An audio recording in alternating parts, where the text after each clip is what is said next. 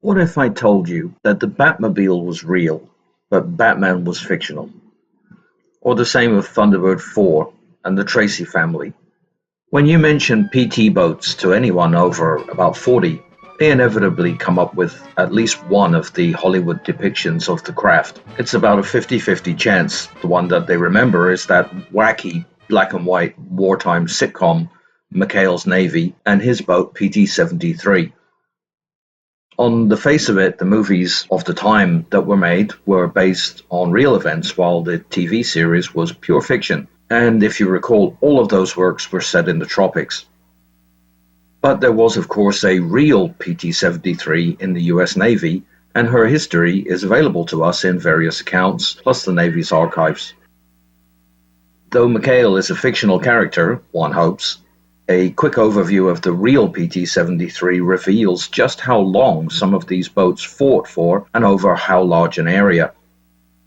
Digging into the records of MTB Squadron 13 leads to an epic 3-year tale of disasters, grueling hard work, and bravery that played out from icy cold Alaska to hot and humid Borneo, New Guinea, and the Philippines.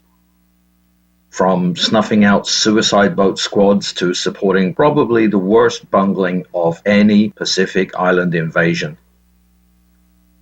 Between these operations, the boats and crews made open ocean journeys covering thousands of miles on their own hulls. PT-73 may have had the highest mileage on any World War II PT boat in operation at the time of her demise, and far from being a supporting actor in a sitcom, was in fact highly decorated. The climates she operated in could feature sub-zero winds so strong they broke the measuring equipment. This is a different video than the one on Squadron 3, which had a short but glorious history in the early days of the war. This is a long 3-year slog for boats and crews alike, and we're going to go into the daily grind of PT boat operations in some detail. Just because Hollywood never made a movie about you doesn't mean your efforts weren't heroic or worthwhile. Robert J. Bulkley is the author of the go-to reference book on PT boat operations and history, and as I've alluded before, he has a very low-key style as a writer, very short walk in the Hindu Kush kind of thing. As an aside, he himself was a PT boat skipper who served in New Guinea and the Philippines, but was the son of an Ohio senator. He's not related to John D. Bulkley, who we've talked about many times. While I was researching PT-73 and Squadron 13, in which it served, I came across the commanding officer's reports, which prompted me to refer back to the book at close quarters. Now, 2 sentences there leap off the page at me. Let me just read them for you. In May 1944, Squadron 13 was withdrawn from Adak and Squadron 16 from Attu. The boats ran under their own power to Seattle for overhaul and shipment to the Southwest Pacific. That's a fairly bland 2-sentence statement, isn't it? But in my other hand, I'm looking at the war diaries of the squadron and a month-long drama that plays out over 2,400 nautical miles, and Bulkley just makes it sound like a pleasant paddle around a small pond. This realization encouraged me to dig a little deeper into some of his other short depictions of events with some quite horrific results.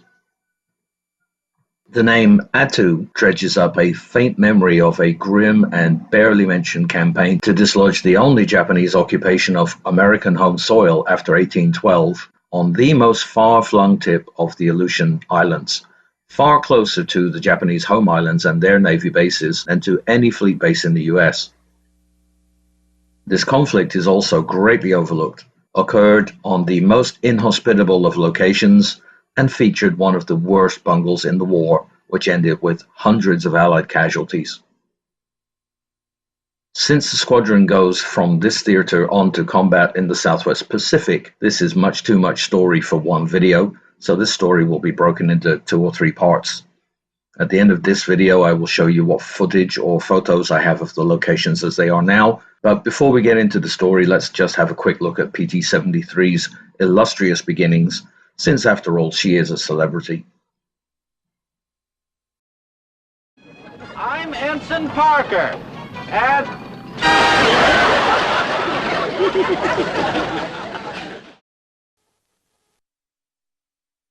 PT-73 was laid down at Higgins Boat Works in New Orleans on Christmas Day 1941. She was launched July 24, 1942, and was completed on August 12th. As this was the first batch of Higgins boats to be commissioned, it was decided to put them into one squadron for ease of maintenance and logistics. A total of 12 Higgins 78-foot boats were assigned to MTB Squadron 13 in September 18th that year, under one Commander James B. Denny. After inspecting the new boats, Denny realized that the Plywood Derby's trials hadn't worked out all of the bugs in the designs, and he requested several modifications to reduce weight and relocate equipment. The Navy formalized the request, and so the boats were returned to Higgins for 2 months to complete the work. The changes were then incorporated into the standard Higgins design. After receiving his crews, the boats were sent down to Tobago Bay in Panama as a sea trial. This was the first time PT boats had been sent on a long crossing, and they acquitted themselves well, although there were some problems running the boats at lower speeds in any significant swell.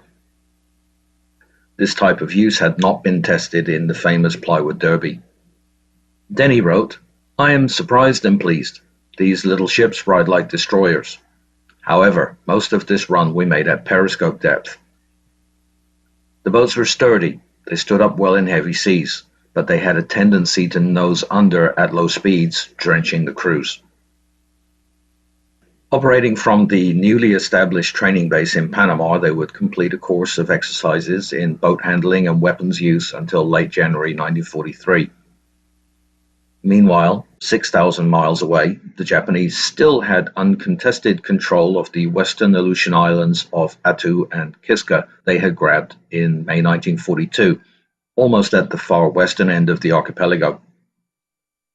They were bombing US bases as far west as Dutch Harbor on Kodiak Island, and given an airbase there, they could threaten all US shipping in the Northern Pacific. The plan to dislodge them with a full-on invasion was scheduled for May of 1943, but there was a fear that before that campaign could be started, the Japanese might leapfrog their way east along the archipelago. Indeed, when Americans arrived on the nearby island of Amaknak, they found evidence of Japanese engineers having done soil analysis work in preparation for some sort of construction there. The squadron was transferred to Seattle by transport ship when it was hastily decided to send the fast boats to Adak Island. There they were to patrol for Japanese submarines that might be operating and lying in wait for the US invasion fleet. Thus, when they were sent on an arduous 2,400 nautical mile trip all the way from Seattle to Adak, the trip took the first group about 10 days and the second 2 weeks, with all the boats arriving there March 1943. The Higgins boats were much warmer than the Elco 77-footers, having a heating system something like that on a VW Beetle. That is, the engine's exhaust system is used to heat the air in the cabins by a system of fans and ducting. However, the first time this was used on PT-80, it nearly killed the crew, knocking them all into a stupor from carbon monoxide poisoning. This had to be corrected quickly, as once the boats pushed north up the coast of Canada, the breath of the men would condense into frost on the inside of the hulls where their bunks were. Daily summertime temperatures in Adak were just 44 degrees Fahrenheit. This is going to have a serious effect on the boats, as well as the crews. As anyone who's lived in a temperate climate knows, it gets hard to start engines at low temperatures as engine oil thickens and battery cranking amps drop. Condensation becomes a problem. Passing through Dutch Harbor, PT-75 and 79 were fitted with the new SO radar system, which needed an auxiliary generator set installed to power it. The 124th Naval Construction Battalion's 1,248 men arrived on Adak and got straight to work, and PT Base 5 was set up quickly on the shore of Finger Bay, with the crews using the USS Cottage as a floating barracks while the base was constructed. Note the base you see here is the main base at Kuluk Bay. Finger Bay's base was much more austere.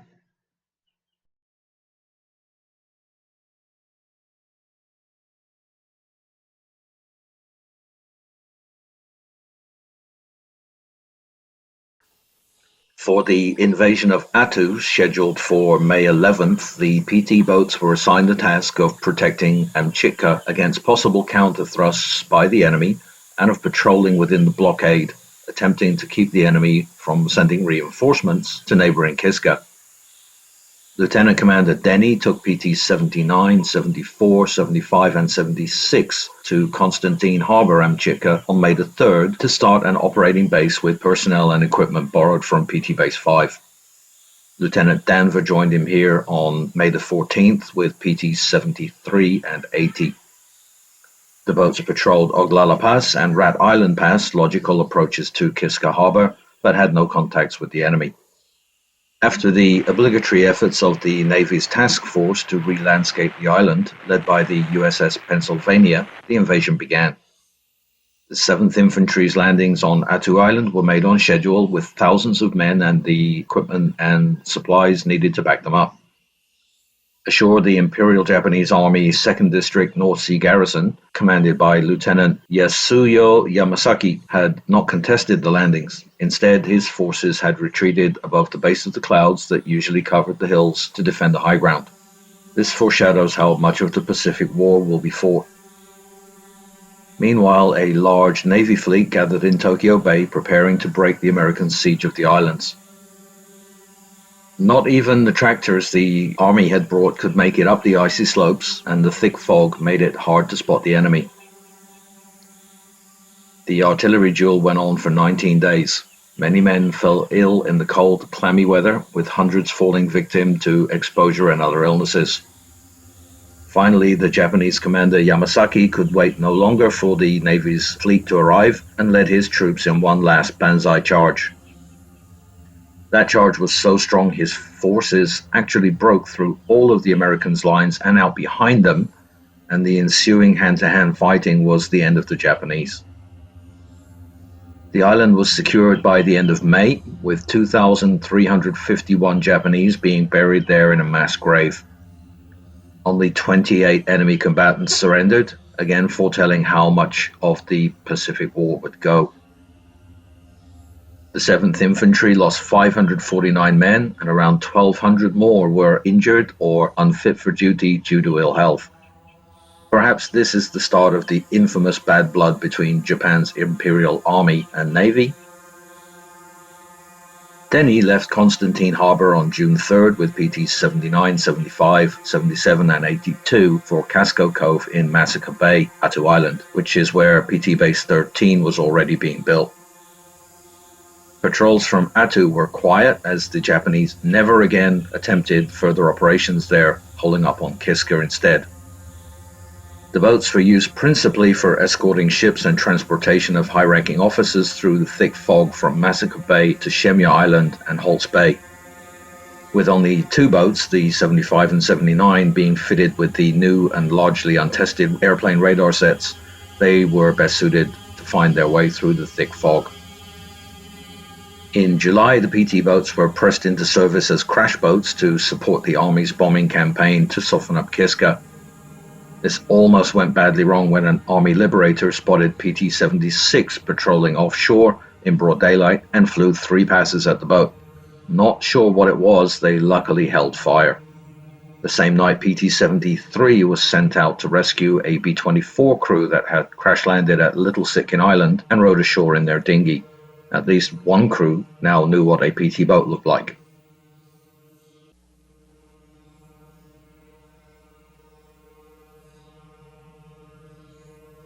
For the campaign against Kiska, codenamed Operation Cottage, the Canadian Army Pacific Command went as far as persuading the Canadian government to change the law defining what home defense meant in order to join the fight.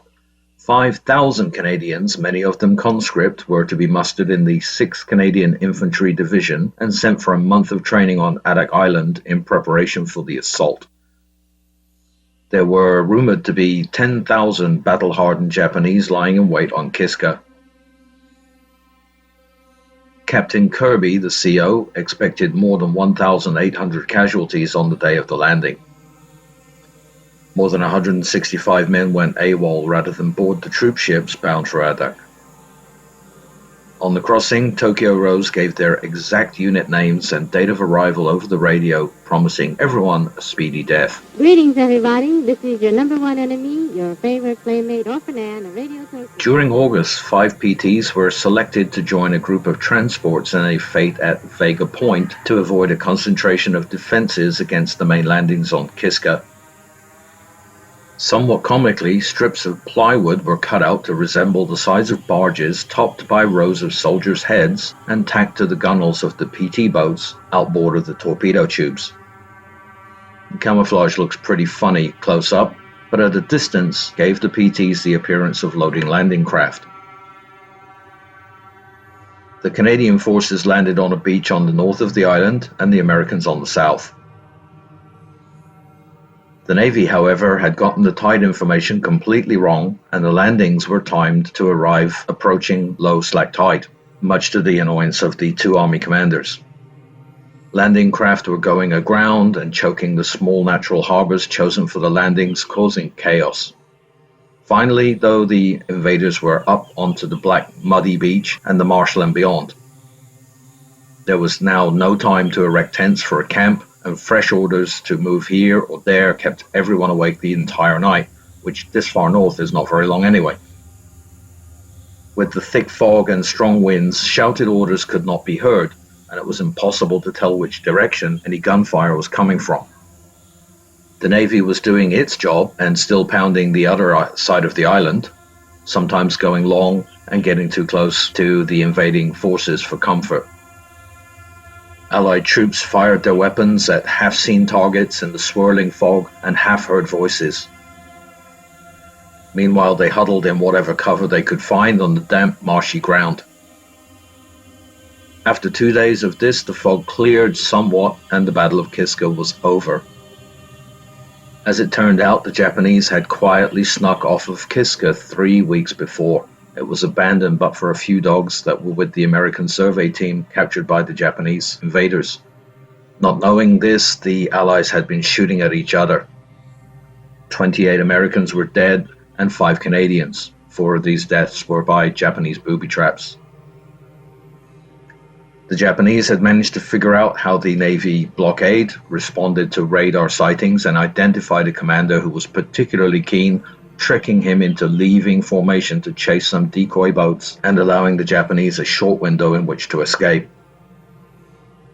Tragically, a further 71 died when the destroyer USS Abner Reed struck a floating mine near the harbor entrance, blowing off most of her stern.